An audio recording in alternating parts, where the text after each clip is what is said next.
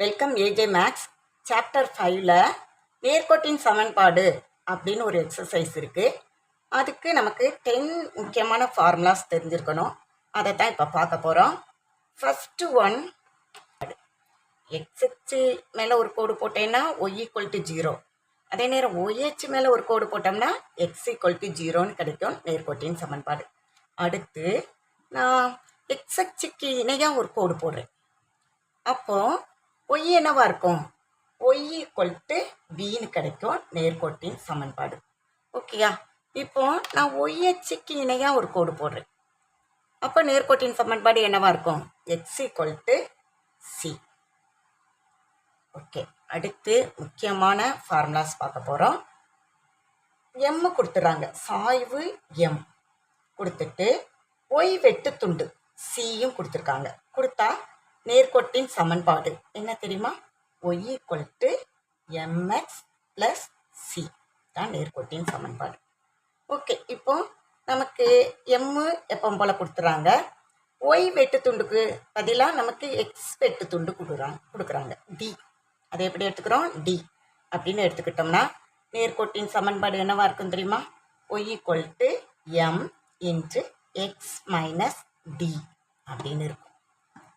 அடுத்து இந்த எம்மு கொடுத்துறாங்க. ஆனால் இந்த நேர்கோடு ஆதி புள்ளி வழியாக போகுது. ஆதி புள்ளி வழியாக போனால் 0,0 தானே இருக்கும். அப்போ நேர்கோட்டின் சமன்பாட்டில் இந்த ஒய் வெட்டு துண்டும் இருக்காது, இந்த எக்ஸ் வெட்டு துண்டும் இருக்காது. அப்போ ஃபார்முலா என்ன? ஒய் ஈக்குவல் டு எம்எக்ஸ் மட்டும்தான் இருக்கும். ஓகேயா? ஆதி புள்ளி வழியாக போணுச்சுன்னா இந்த நேர்கோட்டின் சமன்பாடு என்னதான்? ஒய் ஈக்குவல் டு எம்எக்ஸ் தான். அடுத்து எம்மு கொடுத்துட்றாங்க. அதே மாதிரி ஒரு பாயிண்ட் x1 y1 கொடுத்துட்டாங்கன்னா நேர்கோட்டின் சமன்பாடு. இது ஒரு முக்கியமான சமன்பாடு.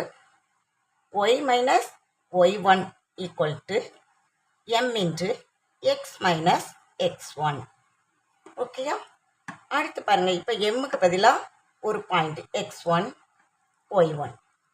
அடுத்து இன்னொரு பாயிண்ட்டை கொடுக்குறாங்க, x2 y2ன்னு 2 செட் ஆஃப் பாயிண்ட்ஸ் கொடுத்துட்டாங்கன்னா நேர்கோட்டின் சமன்பாடு என்னவா இருக்கும் தெரியுமா?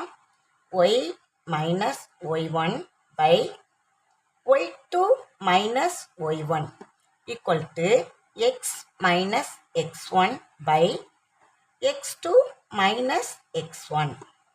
இதுவும் ஒரு முக்கியமான ஃபார்முலா. அடுத்து பாருங்களேன், எக்ஸ் வெட்டு துண்டு ஏன்னு கொடுத்துருக்காங்க, ஒய் வெட்டு துண்டு பின்னு கொடுத்தாங்கன்னா நேர்கோட்டின் சமன்பாடு என்னவா இருக்கும் தெரியுமா?